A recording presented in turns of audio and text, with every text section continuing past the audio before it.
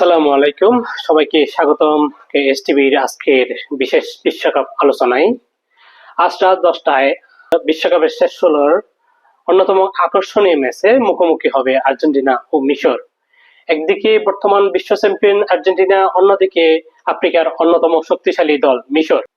আজকের ম্যাচ নিয়ে বিস্তারিত আলোচনা করতে আপনাদের সাথে আছি আমি এম খায়রুল হক আর আমি দীপক কুমার। আজকের এই ম্যাচটা আপনাদের কাছে এতই গুরুত্বপূর্ণ এবং বিশ্ববাসীর কাছে এত গুরুত্বপূর্ণ যে বর্তমান বিশ্ব চ্যাম্পিয়ন আর্জেন্টিনার যতটা গুরুত্ব, ঠিক তেমনি গুরুত্ব মিশর আফ্রিকান দল হিসেবে এখন পর্যন্ত টিকে আছে। আর্জেন্টিনার ফরমেশন কি হইতে পারে? আর্জেন্টিনার ফরমেশন তো প্রায় সময় তাকে 4-2-2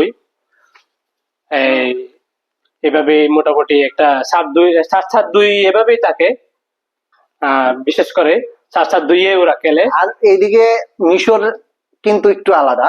আমি যেটা বলবো সেটা হলো মিশরের 4-2-3-1 এরকম ফরমেশনে খেলার অভিজ্ঞতা বেশি।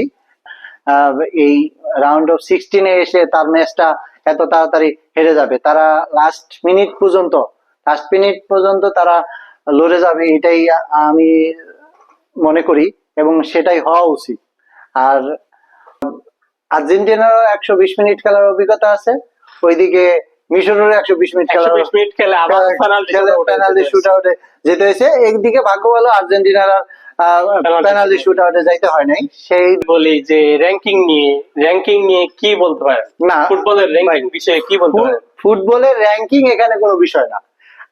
আজ দুই দলই নামবে যে আমরা টানা 90 মিনিট অথবা 120 মিনিট আমার যত দম আছে ওই দম নিয়েই আমরা আজকে খেলবো, থেকেই গোল করার ক্ষমতা রাখে। সেই হিসাবে আমি মনে করি মিশরের একটা টাপ টাইম দিবেই।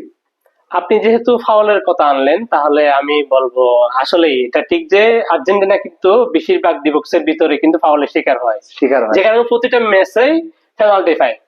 আর যেখান থেকে নামটা হয়েছে পেনাল্টি না।